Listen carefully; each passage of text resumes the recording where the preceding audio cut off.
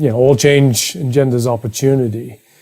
And, we have to seize those opportunities. And part of it, I think, is that many people have not recognized the value of online. And of course, there are downsides, and being physically together when you can is wonderful, but now we can many people can discover more what is the upside, what are the things you can do in online that you can't do in physical world.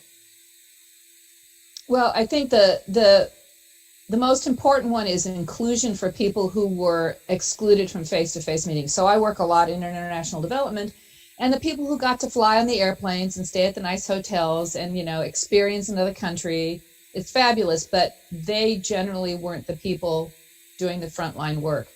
And I think people who have had distributed companies have realized early on that valuing the voice of every member of your company or your organization or your team is one of the keys to success. So including people into the space, be it online or offline, is important.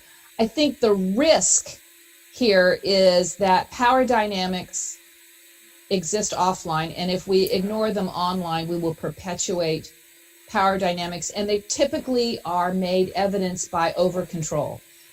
So I roll on the agenda, I'm over controlling it. So I think that's a really important point to dig into is inclusion. So inclusion's a value. It's also how you get the best results, of course. And as you say, prima facie, you would expect that an online space should be able to more easily get participation. So what are some of the dynamics of actually really getting everybody to be able to participate and have a voice in an online space? Well, I think the first thing is still going back to purpose and who needs to be involved in that purpose. So it's not, you don't get everybody online just because you can get everybody online. You get them online because they are needed for that purpose. And when you invite people in, you don't want to waste their time, their talent, their energy. The inclusion also means that you can bring together those diverse perspectives that allow us to actually do good critical thinking. So, for example, when we're moving things into work from home, we need to understand what to stop doing because we can't do everything because we're, raising children in the background, our pets are running around, we're in a closet having our meeting. I mean, literally, these are real things that people are experiencing. And trying to say, we have to do this, and this isn't really very viable. So figuring out what to stop doing, which really doesn't add value to that purpose, then gives space to spend the time and energy to design for bringing the right voices together to solve the problems.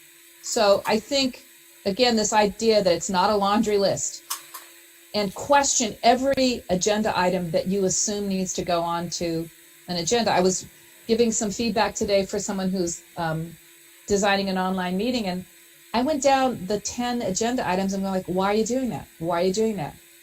And the answer was because they needed to know about that. I'm going that's not a meeting. That's information and communication dissemination.